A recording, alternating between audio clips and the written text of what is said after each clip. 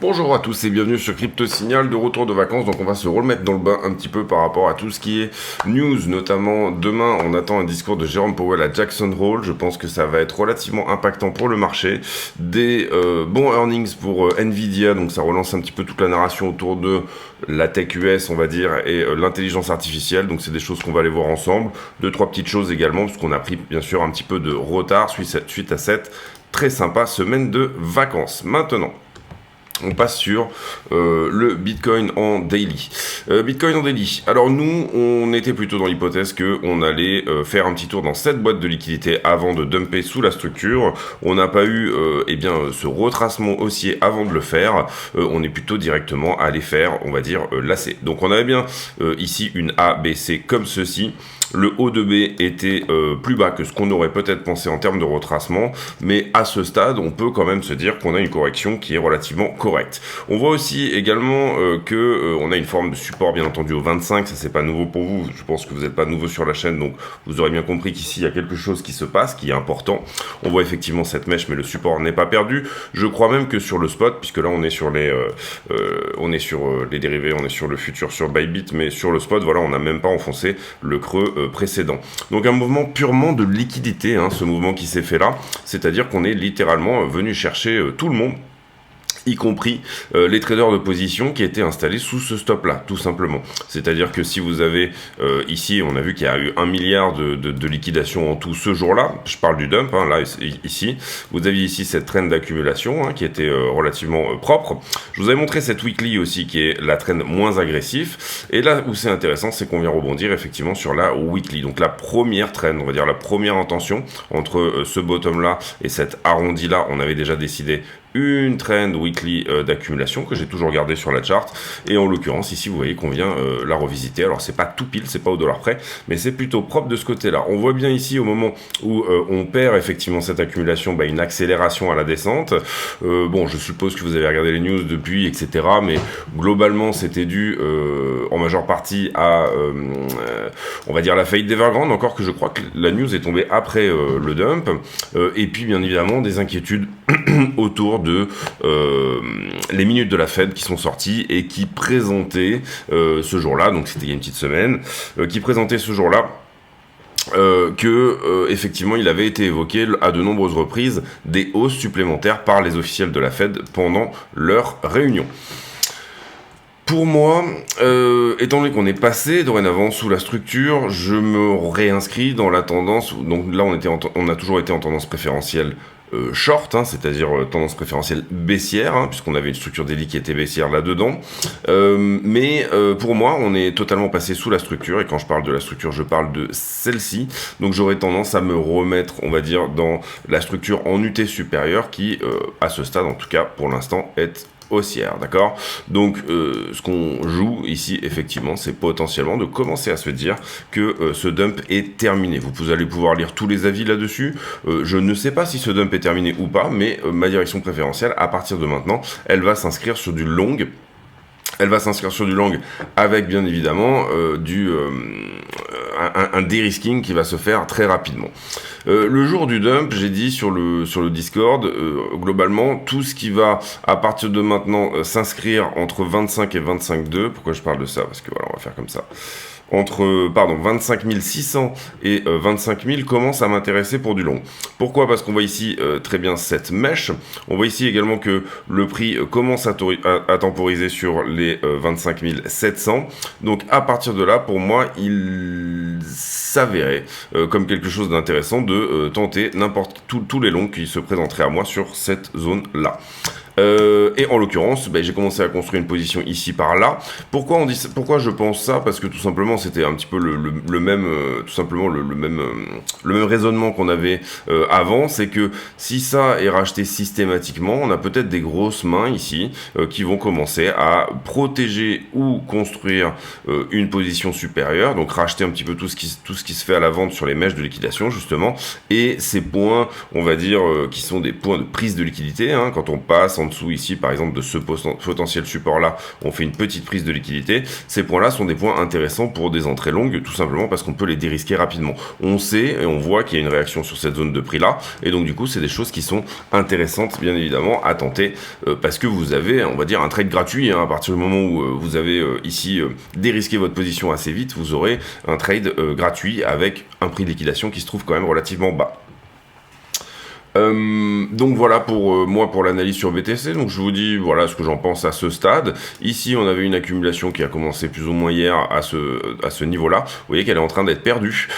J'identifierais bien moi un point pivot ici sur la zone des 25,8. Donc un retest des 25,8 est plus que probable, je pense, à ce stade, étant donné que on a une pente ici qui finalement se calme, etc. Et voilà, et ne se fait pas. Pour le moment, le triangle d'indécision, il est là. On a très souvent, vous pouvez toujours aller trouver un triangle d'indécision sur le prix. Vous voyez qu'on avait une petite accu qui était ici, on avait une petite distribution qui était ici. Il semblerait que ça soit l'accumulation qui soit perdue, donc je verrai bien moi une revisite à ce stade des 25,8. On voit également que sur la descente, la descente plus importante, hein, celle qu'on avait faite ici, et ben on a peut-être un point pivot, et vous voyez qu'ici cette distribution là est perdue, pardon, et celle-ci également. Donc celle qui nous reste, c'est éventuellement cette distribution là et cette distribution là à venir chercher. On va d'ailleurs les effacer. Mais c'est simplement pour vous montrer qu'on a peut-être un point pivot ici qui serait un retest des 28,4.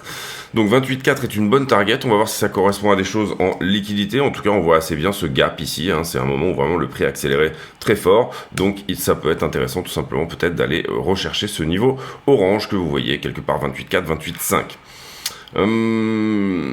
On a littéralement percé également. Vous le voyez qu'avant on avait le bas d'une distribution qui était ici. Et là, pour le coup, il a été complètement défoncé. Donc vraiment, pour le coup, on est vraiment bien sous la structure, etc. Et moi, je trouve que c'est des très bonnes dispositions pour tenter du long, encore une fois.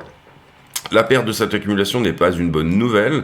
Je parle ici de l'accumulation daily, le bas de l'accumulation. Mais vous voyez qu'on revient revisiter un niveau weekly. Donc il y a une forme de cohérence aussi à rebondir, bien évidemment, sur ce niveau-là. Malheureusement, on s'est pas mal fait chier, j'ai envie de dire, hein, sur toute cette zone-là. Et le jour où je pars en vacances, on commence à avoir un petit peu de la vol. Donc c'est comme ça, hein, ça arrive. Et voilà, donc on se tiendra ici relativement informé de ce qu'il se passe sur la structure. Pour le moment, vous voyez les deux niveaux, on va dire. Ici, tout est racheté en dessous. Ici, tout semble vouloir être revendu au-dessus. Voilà, on peut ici potentiellement, en tout cas, jouer le range si jamais on le souhaite. Personnellement, je vais plutôt essayer de pratiquer du long, encore une fois, sur cette zone-là. Donc construire une position avec un prix de liquidation le plus bas possible. Je pense qu'en ce moment je suis sur une position avec une entrée autour des 25,6, donc on est quelque part par là sur l'entrée, je pense. Et une liquidation à 25 200, j'ai déjà dérisqué une bonne partie de ma position, liquidation par ici, donc en gros, j'ai déjà dérisqué une bonne partie de ma position, donc bien évidemment, je vais défendre ma position ici en repratiquant de l'achat au 25,2. Ça sera ça l'idée tout simplement qu'on va tenir cette trend weekly et qu'on ne va pas nécessairement ici aller plus bas. Encore une fois, c'est un scénario, et c'est un scénario, il faut le dérisquer rapidement. Personne n'est capable de vous dire où sera le prix dans un an, dans un mois, ne croyez pas les balivernes que vous pouvez lire tout simplement sur Twitter ou quoi que ce soit avec les grands Nostradamus et les Madame Irma du trading.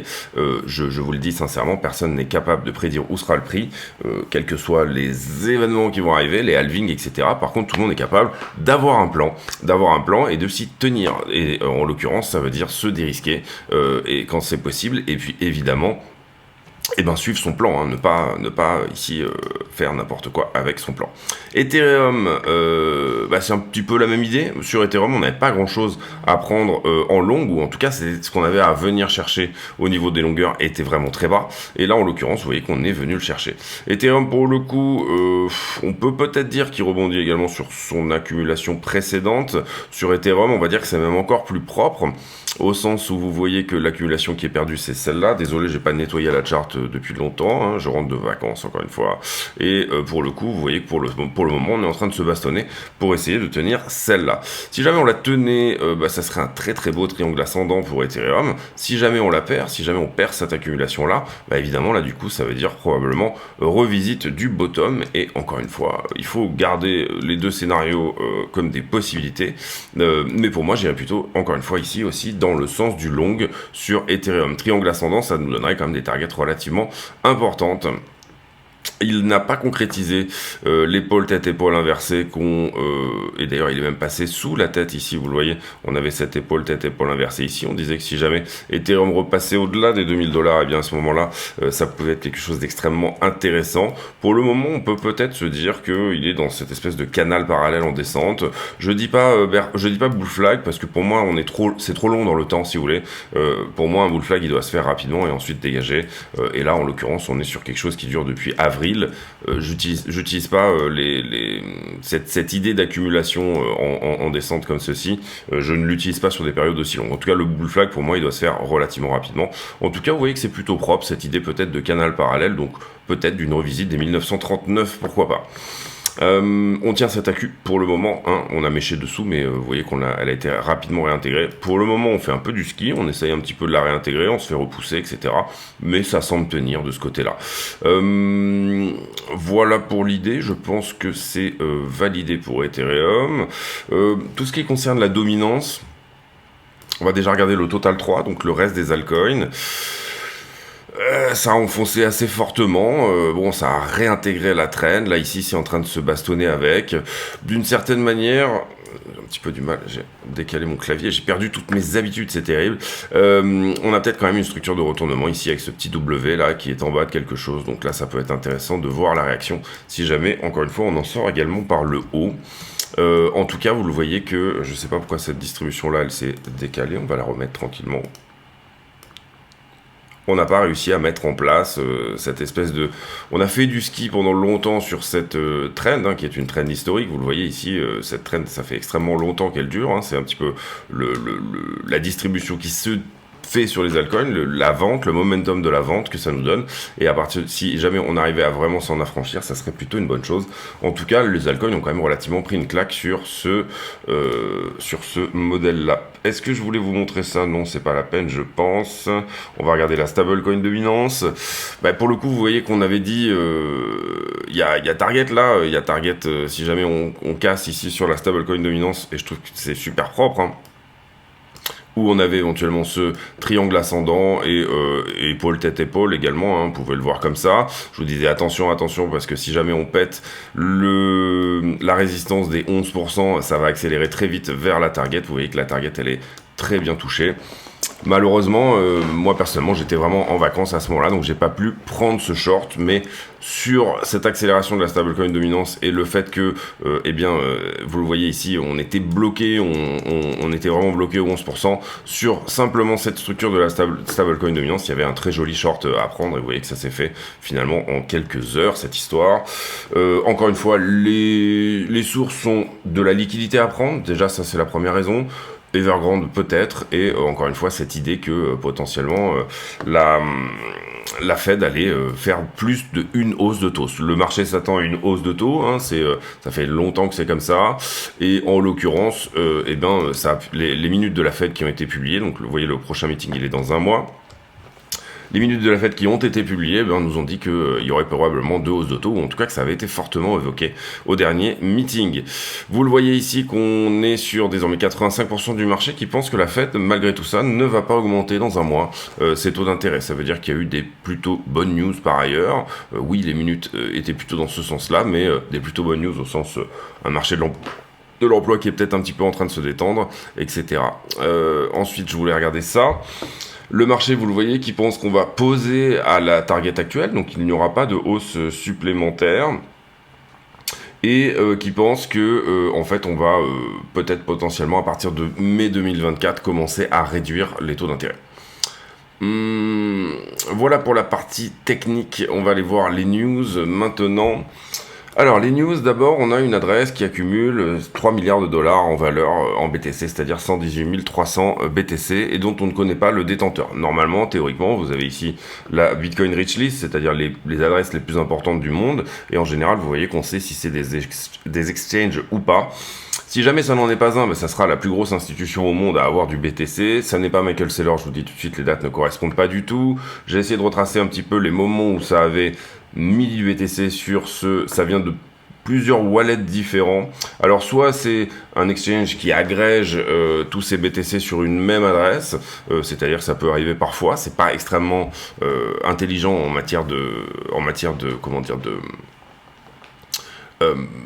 répartition du risque, hein, tout simplement. Si vous faites hacker du coup une adresse, vous faites hacker tous vos BTC, mais bon, on peut imaginer ici que on est sur quand même des protocoles assez complexes en termes, enfin pour pouvoir multisig cette histoire.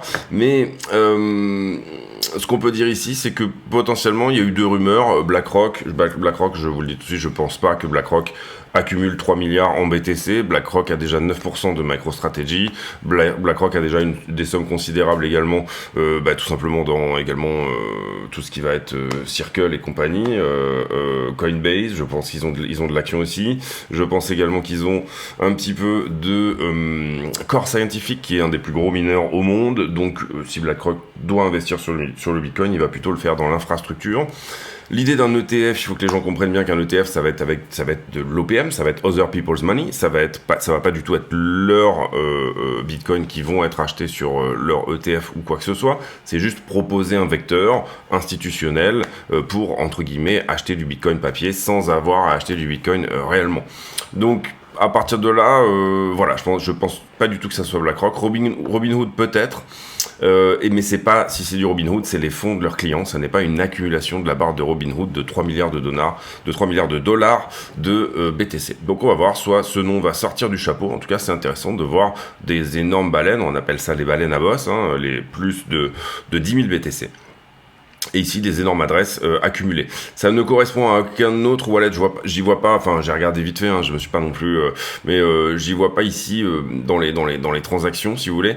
J'y vois pas une interaction de 2 ou 3 gros portefeuilles qui sont rentrés ensemble. Vous voyez qu'à chaque fois, il y a des sommes qui rentrent de plusieurs portefeuilles et qui font tout simplement cette fameuse accumulation. Il faudrait vraiment être, je pense, expert ici. Et j'ai pas trouvé d'analyse d'expert justement en tout simplement en recherche blockchain, hein. Vous avez des gens qui sont très très bons là-dedans pour pouvoir aller plus loin dans ces recherches-là. Ici, on va passer sur le Wall Street Journal. On va passer également là-dessus. Ici, oui, les options. Alors ça peut être intéressant de regarder. Demain, on a une clôture d'options où vous avez un max pain price qui va se trouver autour des 28 000 $. Vous le voyez ici, c'est la clôture d'option donc du 25 août, clôture de fin de mois. Il n'y a pas un open interest incroyable, mais quand même, vous le voyez ici, on est sur du 2 milliards en valeur notionnelle sur Bitcoin. Et vous voyez que le max pain price serait autour de 28 000. Actuellement, on est à 25,6 par ici. Voilà, il est possible que pour ne pas faire gagner ce strike-là, par exemple, on termine la nuit au-delà des 26, mais on est déjà à 26, non, pardon, excusez-moi, on est à 26 003, donc on est au-dessus de ce strike-là, donc oui, c'est vraiment, il faudrait pour venir passer les 27 000 éventuellement et venir prendre ce strike là, mais en gros le max pain price, même si on est en dessous, je pense, enfin on n'a pas cette forme de sourire, vous voyez, une courbe des options qui fait comme ça et où vraiment le max pain price est pile au milieu. En l'occurrence là c'est plutôt une structure un peu, c'est pas du tout un sourire, donc voilà, je pense pas ici que ça va réellement influer. En tout cas, 2 milliards de dollars en valeur sur BTC sur les options demain. Ensuite, journal du coin, Friendtech, j'ai même pas envie d'en parler non plus. Bon voilà, vous suivrez le projet, vous irez voir si jamais ça vous intéresse. Ici, effectivement, les cryptos autour de la I qui ont un petit rebond après que Nvidia ait publié ses earnings. On va surtout s'attarder sur les earnings de Nvidia. En l'occurrence ici, je crois qu'ils ont fait un bénéfice qui était beaucoup plus important que ce qu'ils avaient prévu et du coup ça leur donne des très très bonnes targets pour le prochain quarter. En gros, ils sont vraiment ici très confiants. Nvidia, du coup, le dividende par action également devait être autour de 2 $. Il est passé à 2,70 $, donc les actionnaires sont très contents aussi. Et effectivement, Nvidia avait été quand même le fuel un petit peu le fuel, oui c'est ça, et bien de tout ce buzz autour de l'intelligence artificielle qui effectivement dorénavant doit être computé, on va dire, par GPU. Donc du coup, effectivement, ça leur fournit potentiellement des énormes débouchés. Pourquoi on attendait énormément tout ça? Parce que la tech, parce que déjà Nvidia a passé le $1 trillion de market cap, donc ils rentrent vraiment dans la cour des grands.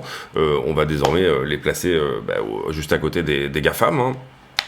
Et il faut se dire ici que la puissance de calcul va devenir quelque chose d'extrêmement important dans le futur, et c'est ce que nous montre effectivement l'action Nvidia. Donc beaucoup de gens qui se placent tout simplement là-dessus. Tornado Cash, je crois que les deux gars ont été inculpés, si je me trompe pas. On fera peut-être une vidéo dédiée un petit peu sur justement tout ce qui va être anonymisation qui est un enjeu important, tout simplement des transactions crypto. Vous ne pouvez pas ici par exemple vous dire, comme je vous l'ai montré dans la rich list, que votre adresse, les gens savent combien d'argent vous avez sur votre portefeuille. C'est bien évidemment un problème. Si jamais cette adresse voulait faire, je sais pas, voulait me faire un cadeau et qu'elle m'envoyait les BTC, je pourrais automatiquement savoir qui est cette personne si jamais un jour elle a été bien entendu citée par quelqu'un ou quoi que ce soit. Donc ça pose un vrai problème, le fait qu'on soit pseudonyme, mais qu'effectivement une fois que votre adresse a fuité entre guillemets, c'est un petit peu vos bitcoins qui sont pollués par cette information là.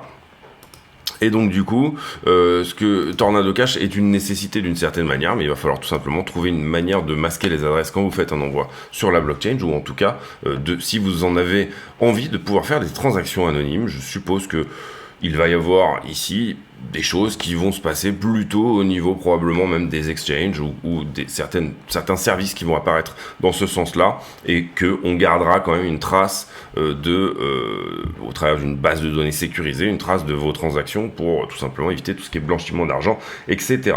Les BRICS, on a beaucoup parlé des BRICS dernièrement, qui discutent d'une monnaie d'échange commune, hein, tout simplement, et c'est relativement normal. C'est poussé bien évidemment par la Suisse, mais aussi et également par le yuan. On sait également que,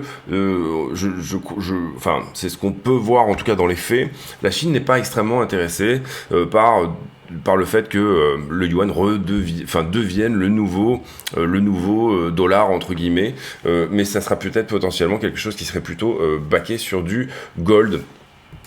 Et c'est en train de discuter, puisque en ce moment même il y a un sommet des BRICS en Afrique du Sud. Je pense que vous êtes au courant aussi. Nvidia, bon, vous voyez, on a déjà fait le détail, hein, donc on va pas non plus, mais vous voyez que, en tout cas, l'action fonctionne très bien en ce moment.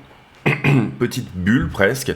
Calendrier économique, alors attention, demain, on a un discours de Powell qui va se trouver, donc ça sera à 16h. Et l'année dernière, à Jackson Hole, Powell avait été extrêmement hawkish, c'est-à-dire anti-inflation. Ça avait même provoqué un mini crash sur la totalité des marchés, et je pense que Bitcoin avait pris une bonne tatane derrière le crâne, si je me rappelle bien en tout cas. Et du coup, attention à ça. On est peut-être également en ce moment en train de mettre dans les prix les éventuelles choses que va dire Powell. Si vous faites l'addition entre les minutes de la Fed et également le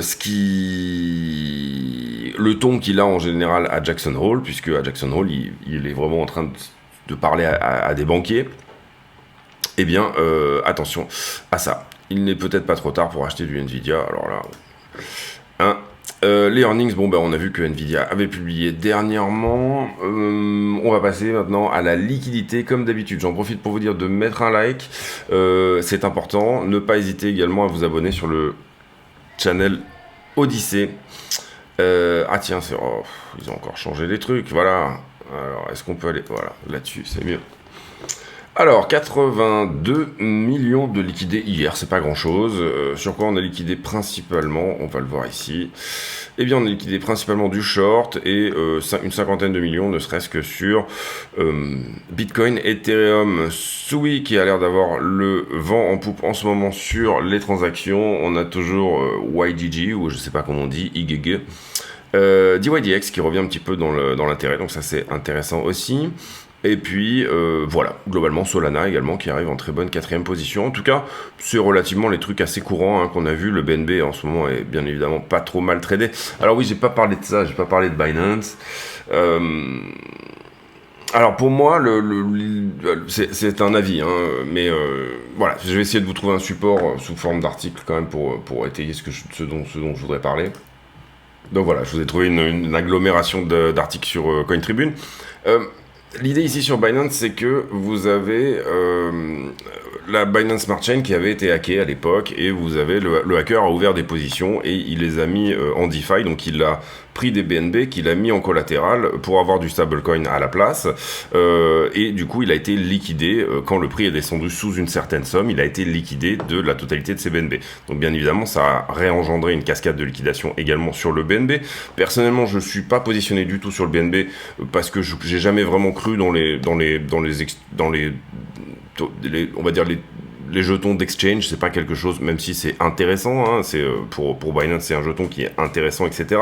Ce qui était plutôt intéressant ici à ce stade, c'était que en fait Binance protégeait quelque part le BNB, et on a toujours eu une action de prix sur le BNB qui était finalement un bon hedge, parce que il se portait plutôt pas mal par rapport au BTC tout simplement, et qu'à un moment donné Binance prenait des BTC effectivement, soit les mettait en collatéral pour récupérer des stablecoins, et du coup défendre des positions. Binance aurait aussi des positions sur Venus Protocol, donc des prêts engrangés grâce à du BNB, et vous comprenez bien que la supply de BNB c'est un peu comme le FTT, c'est quelque part c'est un petit peu du vent. Donc il faut comprendre que oui effectivement il y a quelque chose d'inquiétant là-dessus. Dorénavant on voit que plusieurs positions de ce hacker ont été liquidées. Binance a défendu leur position tout simplement en engrangeant un prix de liquidation qui lui est plus bas, autour des $190, et a réussi finalement à ce que ces tokens entre guillemets fictifs soient tout simplement brûlés quelque part. Je parle ici des tokens du hacker bien évidemment. Ce qu'il faut comprendre dans cette histoire-là également, c'est que CZ nous dit non, nous on n'a pas de dette, on n'a pas d'emprunt externe, on fait juste du capital risque, c'est-à-dire que quelque part on va venir défendre une position, venir en racheter une autre, c'est tout à fait normal, c'est tout à fait dans l'ADN on va dire de la société. Maintenant on voit Binance qui a supprimé le service de sa carte de crédit dans plusieurs pays, notamment au Moyen-Orient je crois si je me trompe pas. On voit Binance qui a des problèmes de bancarisation de la crypto, c'est-à-dire que ils ont été obligés ici de suspendre temporairement les retraits et les dépôts en euros, hein, donc tout le système européen a été un petit peu mis en suspens. Donc toutes ces choses-là doivent bien évidemment vous servir d'alerte, même si CZ vous dit d'un côté mais non il n'y a pas de souci, comprenez bien que si jamais Binance venait soit à vendre du BTC tout simplement pour défendre des positions sur le BNB, ça serait pas très bon pour le BTC bien évidemment, et également d'un autre côté Binance c'est une machine à cash, hein, il n'y a pas de... c'est le plus gros exchange du monde, donc ils sont censés faire énormément de cash. Le problème, c'est l'audit, effectivement, et d'ailleurs, la SEC a dépêché, je crois, un audit, voilà, pour tout simplement aller voir un petit peu ce qui se passe dans cette histoire, et voir s'il n'y a pas, entre guillemets, pas des délits d'initiés, mais voilà, des choses qui sont pas extrêmement claires là-dedans. Donc faites attention à ce que disent les PDG, hein, toujours, ils sont toujours bien évidemment censés éviter le FUD sur leur société. Binance est attaqué de toutes parts, tout simplement parce que ça n'est pas un exchange américain. On voit que Coinbase a été attaqué, hein, d'ailleurs c'est pas vraiment la question, mais en l'occurrence il y a beaucoup de choses qui se sont faites vis-à-vis du Department of Justice, vis-à-vis de la SEC et vis-à-vis de la régulation qui ont été énormément ciblées sur Binance. Il faut comprendre que, on va dire que là où la SEC a attaqué Coinbase et n'a pas nécessairement parler de pénal en ce qui concerne Binance, il y avait eu en ce qui concerne Coinbase, il y avait eu des délits d'initiés chez Coinbase par le passé, mais c'était plutôt des collaborateurs. Ici, en l'occurrence, on voit que Binance est littéralement en train d'essayer de changer son axe de vision. Je pense que l'axe de vision sur la France va aussi changer probablement en partie. En tout cas, ça m'étonnerait qu'ils préservent leur licence en France. Ça veut pas dire fermer l'exchange pour les Français, hein, mais ça veut dire tout simplement arrêter d'être scruté par l'AMF et arrêter d'avoir l'agrément PSAN. Je pense que ça va être le cas, un petit peu comme ce qu'ils ont fait en Allemagne. et se tourne plutôt vers des pays comme Hong Kong ou Dubaï pour tout simplement ouvrir des succursales.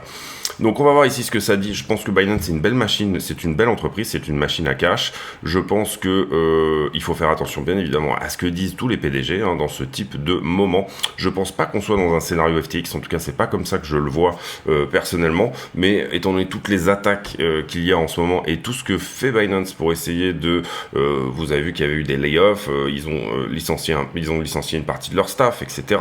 Toutes ces choses-là doivent vous mettre la puce à l'oreille en vous disant, bon, il faut que si j'ai de l'argent sur Binance, il faut que je me dérisque actuellement et que tout simplement soit j'aille sur du cold wallet, soit j'aille sur d'autres exchanges, mais ne pas être trop exposé sur Binance me fait dire qu'il faut bien évidemment avoir une manière cohérente de gérer votre portefeuille et vous sortir de ce type de risque. C'est ce que je vous avais dit également au moment de FTX voilà, je pense vraiment ici que c'est important de préserver son cash et on voit en ce moment que c'est ce que le marché a tendance à faire, tout simplement avec ce mouvement de sortie sans précédent des bitcoins des exchanges. Désolé pour cette interlude un peu longue, mais je pense que c'était important d'en parler.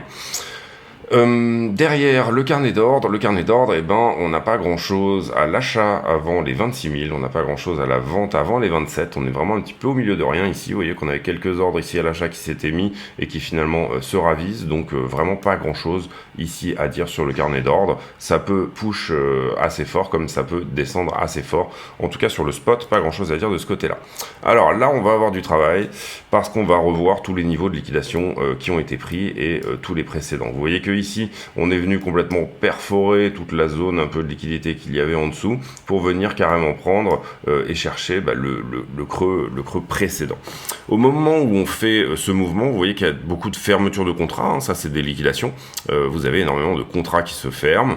Donc je ne vois pas ici ce mouvement-là du funding en négatif comme quelque chose qui est, on va dire, un short massif sur cette zone-là. On va enlever les niveaux qui ont été pris, mais je le vois pas comme ça parce qu'on voit que les contrats se ferment, donc c'est plutôt de la liquidation et c'est relativement normal de se dire que non, le top n'a pas été, il a été shorté en partie bien évidemment, vous le voyez, c'est plutôt pour moi au-dessus que ça se passe, c'est-à-dire au-delà des 29. Maintenant, c'est plutôt la suite qui m'intéresse parce que là pour moi on a déleveragé, mais c'est pas pour ça qu'on a énormément repris du contrat. Si vous aviez un open interest ici qui avait été à plat et que effectivement le funding avait été dans le négatif, on pourrait parler éventuellement de short important sur cette zone là, mais pour moi c'est pas vraiment le cas.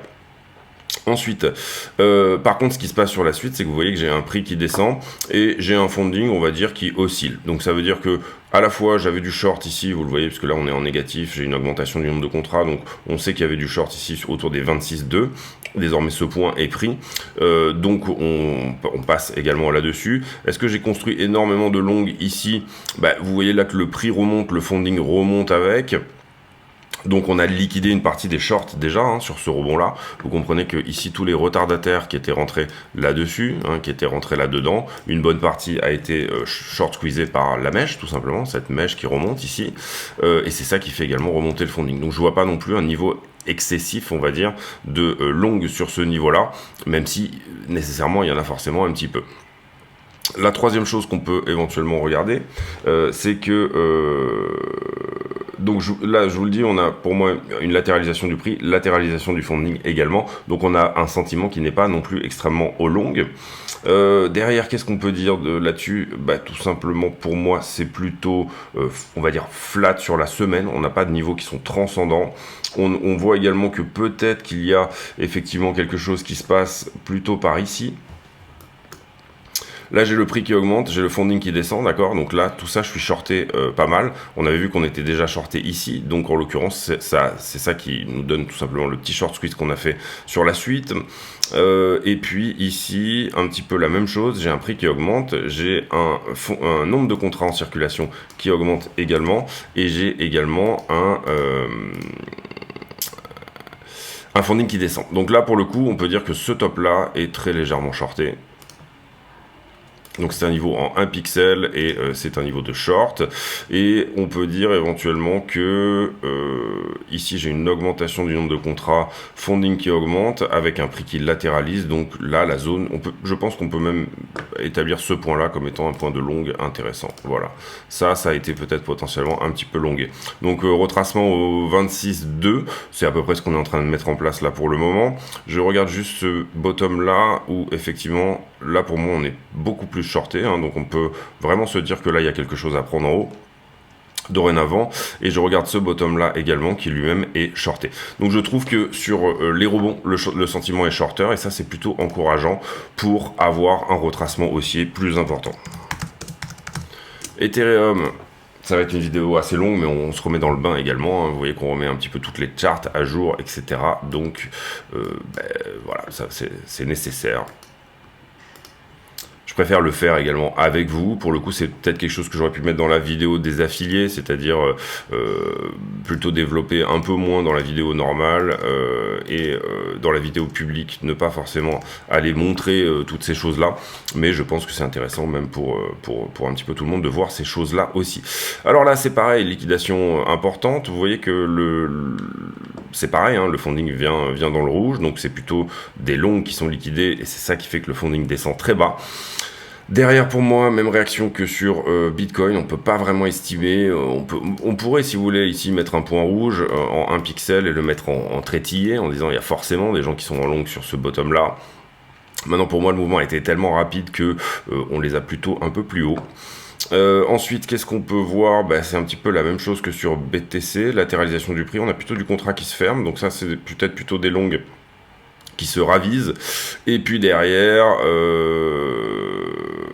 même chose pour moi sur toute cette partie-là. C'est vraiment la même chose que pour Bitcoin.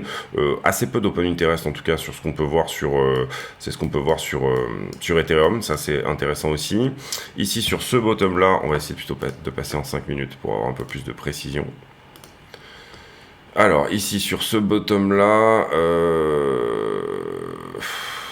alors on est moins shorté sur les tops, j'ai l'impression, que sur Bitcoin. Peut-être un petit peu ici. Vous voyez, augmentation des contrats, augmentation du prix, mais pourtant baisse du funding. Donc on a peut-être quelque chose par là. Et dorénavant, je ferai vraiment les mises à jour à partir de maintenant qu'on remet un peu tout ça, toute la charte au propre, etc. Ici, on a peut-être du long également. C'est très léger, parce que c'est normal que le funding augmente ici. Ici, on a peut-être un point qui avait été assez fortement shorté. Vous le voyez que le prix augmente énormément et on a une très grosse baisse du funding, donc ça c'est intéressant à regarder aussi. Ici très léger point éventuellement à venir chercher également, et sur du long, pour le coup là où Bitcoin avait été un petit peu longué sur cette zone, j'ai pas l'impression que ça soit le cas sur Ethereum. Donc sur Ethereum je m'attends potentiellement plutôt à ce que ça soit un petit peu calme les temps prochains. On va voir également, on ira voir en fin de vidéo des potentialités de trade sur Ethereum avec vraiment les niveaux en 5 minutes, etc. Donc n'hésitez pas, si vous voulez voir ça, plutôt de la stratégie de trading pour le coup, à aller jusqu'à la fin de la vidéo. Alors, ce qu'on peut voir également sur les 5 derniers jours. Donc là, ça va être intéressant. On va regarder un petit peu les poches de liquidité, etc. Vous voyez qu'on a fait des tours ici dans le rouge. Et là, on a réaccumulé tout simplement de la position longueuse en dessous. Pourquoi on a réaccumulé de la position longueuse? C'est plus qu'on a liquidé du shorter, hein, avec ce rebond ici au 26,8. Et entre temps, juste après ce rebond là, vous voyez qu'il y a pas mal de longues qui étaient rentrées en position, donc c'est normal qu'on vienne chercher les grosses positions. Vous l'avez, la grosse là par exemple qui est ici on avait été très fortement shorté, c'est normal qu'on vienne chercher également la grosse position. Pour le moment, en tout cas sur les 5 derniers jours, on est plutôt sur un delta positif en faveur des longueurs, donc ça irait plutôt dans le sens d'une action de prix baissière. Un sentiment donc plutôt shorter, j'ai envie de dire, mais des longueurs retardataires sur ce mouvement, donc s'attendre éventuellement à un retracement baissier. Et surtout, on a liquidé une partie des longues, une partie des shorts qui expliquaient tout simplement le petit short squeeze du moment. Donc du coup, étant donné qu'ils ont été liquidés, et ben à ce stade, on peut se dire que maintenant, on va peut-être revenir donner un peu d'air vers le bas. Ici, même chose sur Ethereum, même si vous voyez, les sommes sont beaucoup moins importantes. Hein, Ethereum qui a assez peu d'open interest en ce moment ouvert. Et globalement, même constat, c'est-à-dire qu'on est très bien venu chercher la zone verte ici, hein, donc les x100, tous les x100 qui s'étaient manifestés sur ce mouvement-là, globalement, ont très bien été récupérés. On est même venu prendre une partie de la zone bleue, des positions qui s'étaient construites précédemment, et à ce stade, on peut peut-être se dire que un retracement baissier sur Ether autour des 1620 pourrait être éventuellement dans les tuyaux. J'ai pas dit les niveaux pour Ethereum, mais quand vous regardez ici la première zone, ça serait 25,9. Je sais plus qu'est-ce qu'on avait dit quand on a regardé les points pivots tout à l'heure en termes de prix. Et si vraiment on doit venir tout rechercher, si on vient faire un double bottom au 25,2 tout simplement. Double bottom, j'entends suite au bottom, là où on a fait la mèche au 24. Hein, vous comprenez ici, quand je parle de double bottom, je parle plutôt d'une time frame beaucoup plus courte. Ensuite, sur le sentiment en 12 heures, eh ben, il est plutôt longueur en l'occurrence, et vous voyez qu'on est en train de s'occuper d'eux, là, ici, en venant prendre tout simplement cette poche qui est ici. Donc plutôt longueur en l'occurrence, même si on a du long, mais plutôt longueur. Vous voyez que la vraie petite poche de liquidité en 12 heures, on est peut-être en train de la travailler actuellement. Et la 7 jours qui a bien été modifiée dernièrement, puisque vous l'aurez compris, en fait, ce qui s'est passé, c'est que on avait ici forcé de la liquidité en haut, hein, donc là je parle de au-delà de 27, voire potentiellement 28, et sur les 7 derniers jours, qu'est-ce qu'il s'est passé? Là, vous voyez qu'effectivement, le sentiment est extrêmement shorter, beaucoup plus que longueur. Donc on a peut-être quelque chose qui est en train de se reverser dans le sentiment, qui est que peut-être potentiellement les retails vont plus passer, on va dire, sur un sentiment extrêmement baissier, extrêmement shorter. Peut-être qu'on ira vers le bas, hein, c'est pas la question, mais peut-être qu'ici à l'inverse, on a en face des market makers qui s'obligent à prendre des positions, les positions d'en face, qui vont donc être potentiellement, bien évidemment, le long. Et on peut voir ici une zone autour des 25,5, hein, ça c'est ce que je vous expliquais sur l'idée que potentiellement, vous voyez cette petite zone qui est en train de se créer ici, si elle commence à aller dans le vert et puis dans le jaune, ça peut être intéressant. Vous voyez qu'il y a effectivement quelque chose sous les 25, mais le gros de la liquidité, pour moi, je le vois plutôt à 27. Donc si jamais, encore une fois, les market makers ont été obligés de prendre des positions, puisque c'est leur boulot, de prendre des positions inverses, il y a un moment donné où ils vont pousser le prix, il y a un moment donné où il y aura tout simplement plus de shorters, hein, où les vendeurs se seront un petit peu épuisés, et où là on peut risquer de pousser le prix, je dirais à minima à 27,2 et potentiellement à 29. Pour moi, c'est les deux niveaux, les deux targets que j'aurai éventuellement sur ce long, une fois qu'il est dérisqué, bien entendu. Sur Ether, on va regarder juste la 7 jours, on va faire assez rapidement là-dessus également, et vous voyez qu'on est très chargé en haut sur Ethereum également. On peut aller à 1003 hein, et dumper tout ça, il y a peut-être même une bonne partie de la valeur qui se trouve ici. Néanmoins, vous voyez que ce dump, il est très propre en termes sur la One Week, et que pour le coup, dorénavant, ça serait visé éventuellement 1750 et potentiellement 1845, avec une petite poche qui est également en train de se créer au niveau des 1000 dollars, des 2000 dollars, pardon. Un petit tour sur la 1 mois, je ne pense pas que beaucoup de monde soit encore en position avec des leviers conséquents depuis un mois, mais c'est pour garder une forme de proportion, voilà, faire ici un tour sur les proportions. Vous voyez qu'on a une grosse poche ici sur la 1 mois autour des 23,3 qui n'a pas été travaillé hein, sur ce dump quand on a fait ce dump à 24,6, et vous voyez que effectivement on est en train de forcir sur la liquidité au-dessus. Également, vous voyez qu'on a une petite poche de liquidité sur la 1 mois qui est en train de se créer dans cette zone-là. Donc attention à ça, si ça devient vert, ça pourrait donner une chance éventuellement de venir tout simplement rechercher sous les 23,3. Mais à ce stade, sur la 1 mois, vous voyez que la poche de liquidité, elle est plutôt en haut. En tout cas, vous comprenez que sur la 1 mois, on a liquidé deux énormes poches qui étaient ici, et que on a fait une purge, hein, tout simplement. Donc là, ça a bien purgé dans ce sens-là. Maintenant, avec un sentiment, si jamais il reste shorter pendant quelques temps, on a des bonnes chances de retourner à 30 000 dollars. Sans ce sentiment shorter-là, si jamais les gens passent un peu trop optimistes, et que, encore une fois, c'est des retail, donc ils n'ont pas l'argent, ils s'épuisent à un moment. Hein. La question ici, c'est où sont les gros portefeuilles, et bien évidemment, faire comme eux, donc soit des très gros traders, soit des market makers, soit des institutions, hein, être dans le camp des institutionnels, c'est ça qu'on recherche tout simplement en ce moment. Personnellement, je passe donc, et ça je vous l'expliquais tout à l'heure, sur une direction préférentielle en longue à ce stade. La dominance BTC,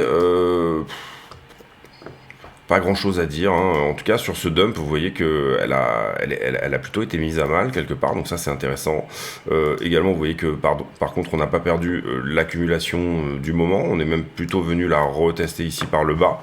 et que vous vous rappelez ici, on avait potentiellement évalué un double bottom sur la dominance. En tout cas, le fait d'être sorti de ce très grand range depuis très longtemps, hein, qui aurait pu nous repousser, mais qui finalement s'est avéré recassé. On est peut-être ici sur tout simplement juste le fait de retester éventuellement ce range. Si jamais on prend la target du double bottom qui est ici, ça voudrait dire revenir chercher le gap qui est là et avoir 60% de dominance sur BTC. Personnellement, j'y crois pas trop. Je pense que ça fait quand même beaucoup.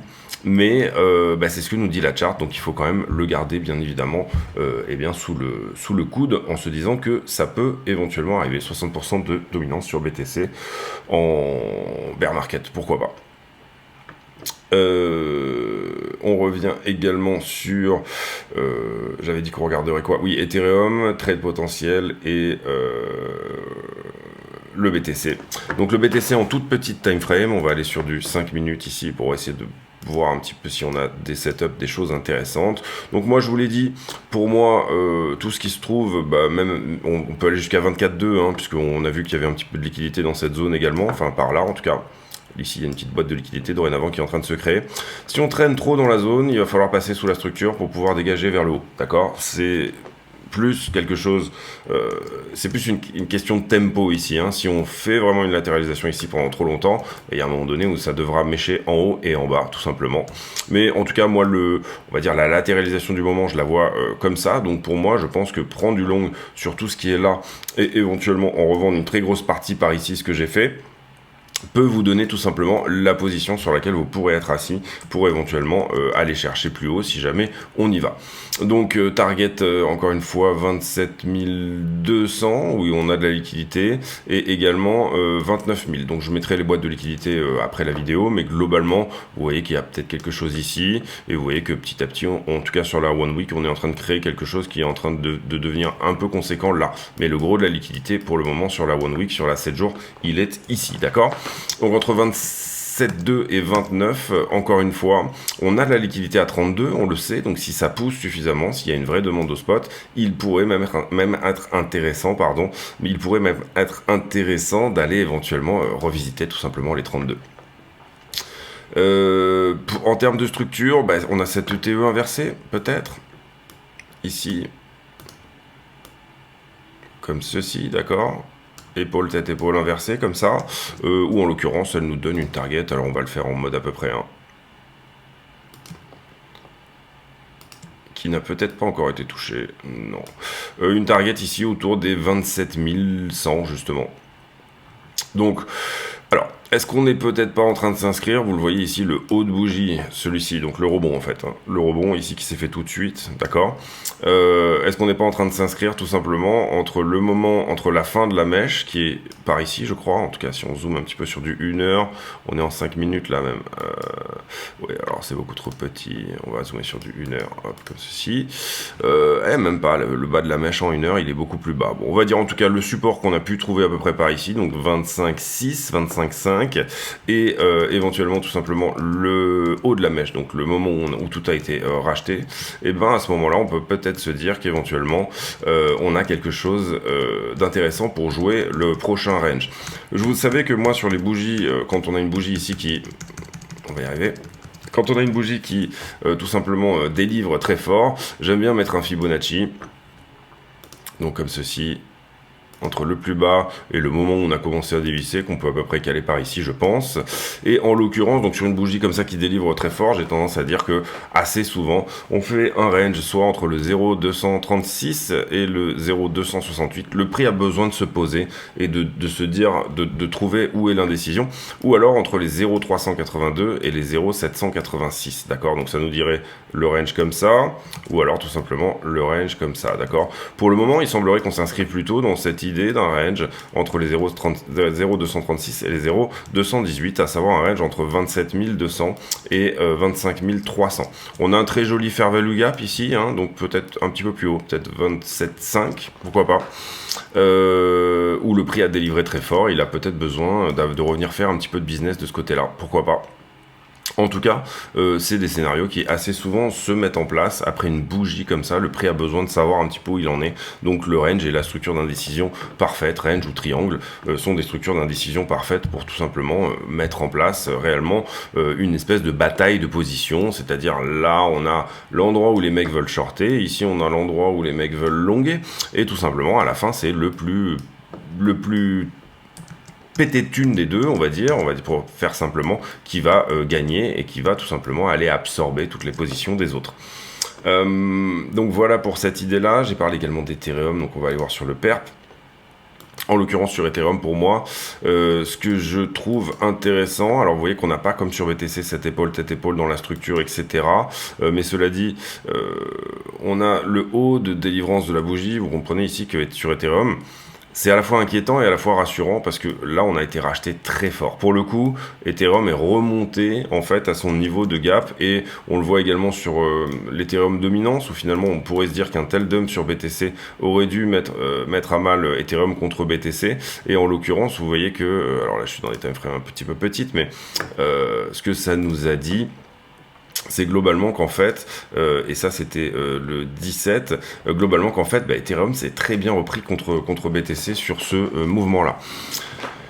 Donc Ethereum BTC, encore une fois, mèche très, très importante certes, mais Ethereum on avait sous le pied, il y a eu quand même du rachat. Ici on a sur le PERP des choses intéressantes à voir, sous-entendu par contre on est descendu d'un niveau, c'est-à-dire vous voyez qu'ici on avait ce support ici au 1821, qui était un vrai support, hein, qui était hyper propre. En l'occurrence on aurait pu voir ici potentiellement aussi une épaule tête-épaule par là par exemple, qui pour le coup quand elle enfonce est perdue. Bon là il n'y a même pas à regarder, on a touché la target sans aucun problème. Et en l'occurrence également, voilà, on avait dit si jamais on perd ce support des 1820, c'est direction beaucoup plus bas sur Ethereum. Et en l'occurrence, ce qu'on a pu voir, c'est qu'effectivement il est allé beaucoup plus bas. Il n'a pas nettoyé, pour le coup, il n'a jamais nettoyé sa structure Ethereum. C'est ça que je trouve intéressant dessus.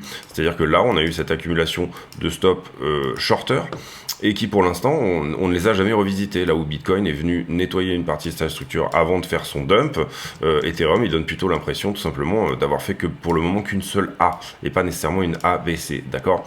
Donc potentiel rebond haussier intéressant, et potentiellement beaucoup de shorts à venir nettoyer à minima dans cette zone là, hein. Si on joue un rebond haussier, on n'ira pas chercher tout de suite au-dessus de la structure, mais on a peut-être ici potentiellement quelque chose d'intéressant de ce côté là. Maintenant on peut ici voir éventuellement sur Ethereum dans sa structure une ABC comme suit. C'est-à-dire que pour le coup, quand Bitcoin était venu reprendre ici son top, Ethereum ne l'avait pas fait, et on avait eu cette espèce enfin, Ethereum n'avait pas performé, on va dire ça comme ça, aussi bien que Bitcoin, là où Bitcoin avait plutôt une hype, tout simplement sur l'idée d'ETF. En l'occurrence, ici, la perte de 1820 n'est pas une bonne nouvelle, mais on pourrait être aussi sur une fin de correction sur Ethereum. C'est-à-dire que pour le coup, structure complètement différente, mais on aurait cette ABC qui est plutôt propre, même quand on la regarde comme ça, qui est plutôt propre. Donc, en l'occurrence, ici, c'est la même chose. Donc, j'aime pas parler de bull flag quand les structures sont trop longues, mais pour celui qui veut défendre éventuellement un scénario haussier ou ce genre de choses, on considère que ça c'est une mèche. Le bas de cette distribution ici n'est pas nécessairement perdu. La structure est plutôt grande, donc moi ce que j'aurais tendance à faire dans ces cas-là, c'est potentiellement prendre le mât comme étant carrément tout ceci. Donc c'est de se dire, vous comprenez, on a une impulsive, on a une correction en 3, et potentiellement derrière on a quelque chose qui se concrétise, c'est-à-dire la cassure tout simplement de cette distribution là au 1942, et ça nous donnerait des targets autour de 3000 $ sur Ethereum. Je pense que ça serait un petit peu le retracement haussier parfait, puisque pour moi, vous le savez, je considère qu'on est plus ou moins toujours en bear market, et qu'on est juste ici en train de nettoyer une partie de toute la descente qu'on avait faite précédemment. Et en l'occurrence, ici, vous voyez que pour le moment, je ne joue que ça, on va dire ça comme ça. On voit qu'ici, ça serait un parfait retour en zone de rechargement sur Ether. C'est-à-dire que tout simplement, revenir, retester les 0,618 de toute la descente précédente. Donc on parle ici de 2500, qui étaient des targets qu'on avait précédemment. Et potentiellement, revenir, retester les 3000 $. Maintenant, comprenez bien que... j'avais fait par exemple ici, je me rappelle très bien, une vidéo où je m'étais limite fait insulter quand j'avais étudié cette structure-là, de la même manière. C'est-à-dire que j'avais dit ici, quand on était par là, donc quand on était autour des 1200 $, si Ethereum casse ce qu'on a là, eh bien il va revenir tout simplement aux 2000 $. C'était ce qu'on avait calculé ensemble. C'est ce qui s'est passé. Maintenant, est-ce que là, on est en train de faire exactement la même chose ou pas? C'est-à-dire tout simplement, en fait, ce que ça nous dirait, c'est qu'on va être dans un gros canal haussier de correction, d'accord, qui va être celui-ci. Et volontairement, j'ai pris la charte des pertes parce qu'elle n'est pas trop chargée, voilà, pour tout simplement vous montrer un petit peu l'histoire. Vous le voyez ici, donc l'accumulation sur Ethereum, et vous voyez qu'en face, ce qu'on pourrait potentiellement voir se mettre en place, ça serait un canal aussi un petit peu comme ceci, qui en fait n'est que la correction d'une jambe suivante. Ce que j'entends par là, c'est... alors on peut tout à fait ici partir dans autre chose, hein, mais l'idée ici, ça serait tout simplement de revenir effectivement tester les 3000, ce qui est ma target moi sur Ether. On parle pas d'ATH ici, on parle pas de quoi que ce soit, on parle d'un plan, encore une fois, hein, Ethereum peut continuer dans ce canal ad vitam aeternam, c'est pas la question, tant que moi mon plan il est bon et qu'il y va, et ben ça me convient, d'accord ? Et à l'inverse, ici, il y a toujours bien évidemment cette possibilité de correction supplémentaire. C'est-à-dire que là, vous aviez une A, là, vous avez une B, et là, vous avez une C. J'ai souvent défendu le scénario comme quoi le bottom était trouvé parce que notre ABC, elle est là. C'est-à-dire que c'est une flat étendue. Et en l'occurrence, une flat étendue, ça, elle a très très bien touché et sur Bitcoin et sur Ethereum, ses targets. Donc le bottom est peut-être trouvé. Maintenant, prudence... je me souviens plus de la citation sur la prudence, mais en l'occurrence, voilà, on va dire un tien vaut mieux que deux, tu l'auras. Personnellement, en ce qui concerne le trading, en tout cas, puisque pour moi, sur l'investissement, c'est là que je me permets tout simplement d'avoir des stratégies qui sont relativement différentes, mais sur le trading, ça serait éventuellement quelque chose à jouer que de prendre position sur le bas, tout simplement de cette accumulation, puisque là, on est plutôt en bas de quelque chose, peut-être qu'en haut de quelque chose, pour aller chercher, encore une fois, les 3000 $. Donc la position ici, pour moi, elle se situe quelque part là-dedans, avec bien évidemment des prises de profit partielles sur toute la route, et c'est ce qui va à 3000 $, c'est votre runner, ce n'est pas votre TP de... ça n'est pas votre TP max, hein. Le TP max, il doit se faire même plutôt sur cette résistance-là, qui serait plutôt autour des 1988. Comment préparer des grands swings comme ça, c'est-à-dire des mouvements sur lesquels vous vous dites, bon, je veux bien rentrer sur cette trend, je me dis que potentiellement elle peut tenir, c'est plutôt sexy, c'est plutôt propre, etc. J'ai envie d'y aller. Alors vous allez avoir certains qui vont attendre vraiment que ça casse, cette histoire, et qui vont jouer le retest. Vous allez avoir certains qui vont dire, moi je préfère rentrer en bas, mais avec un levier faible. Quand je dis du levier faible, j'entends du x10 ou x20, hein, en l'occurrence, pour que mon prix de liquidation il soit le plus bas possible. Au cas où j'ai tort, au moins ça me met à l'abri éventuellement de quelque chose et je pourrais toujours dérisquer ma position quoi qu'il arrive. Vous allez avoir... Enfin, voilà, je peux pas vous donner ici, je peux vous donner des tas de possibilités de faire comme vous l'entendez, mais en tout cas, à un moment donné, c'est vous qui devez faire comme vous l'entendez justement, parce que c'est votre manière de risquer votre argent et que, en l'occurrence, voilà, il y a des tas de manières de dérisquer. Personnellement, moi j'aurais tendance à ici tout simplement dérisquer assez rapidement et puis après laisser la position aller à la liquidation si elle doit y aller, puisque de toute façon le trade restera profitable, donc sortir très rapidement la moitié de ma position. Si pour le coup ça ne va pas dans mon sens, là par exemple en l'occurrence sur Ethereum, j'aurais tendance à dire que on voit les mèches ici, que tout est plus ou moins racheté sous les 1630, donc là peut-être rentrer un levier 50 avec une petite somme de mon capital pour que si je vais à la liquidation je ne perds qu'une petite somme de mon capital, mais éventuellement commencer à risquer de plus en plus la position pour la défendre, c'est-à-dire là défendre mon prix de liquidation, donc réeffectuer un acte d'achat, c'est-à-dire là par exemple admettons, là vous rentrez 1%, ici, vous allez vous dire, bon, je vais doubler ma position, par exemple, et ici, vous acceptez d'être en position à 5%, admettons ça, hein, c'est-à-dire vous défendez votre prix de liquidation de plus en plus fort, Vous allez vous retrouver ici avec une position donc autour de 5%, donc la potentialité de vous faire liquider de votre prix d'achat de 5%, mais de vous faire liquider de votre capital de trading de 5%, mais vous allez vous retrouver avec un prix de liquidation suffisamment bas pour éventuellement défendre le fait qu'on touche un double bottom ici. Et encore une fois, aucune certitude là-dessus, mais moi ça serait une méthode que j'aurais tendance à appliquer comme ça. Mais vous pouvez très bien rentrer ici, vous dire je prends un levier 20, donc quelque chose de relativement large dès le départ, et je fais mon swing sans m'en occuper, sans avoir à être éventuellement tout le temps en train de regarder où est mon prix de liquidation, est-ce que je remonte un petit peu mon prochain prix d'achat, et ce genre de choses, c'est quelque chose qui se défend tout à fait.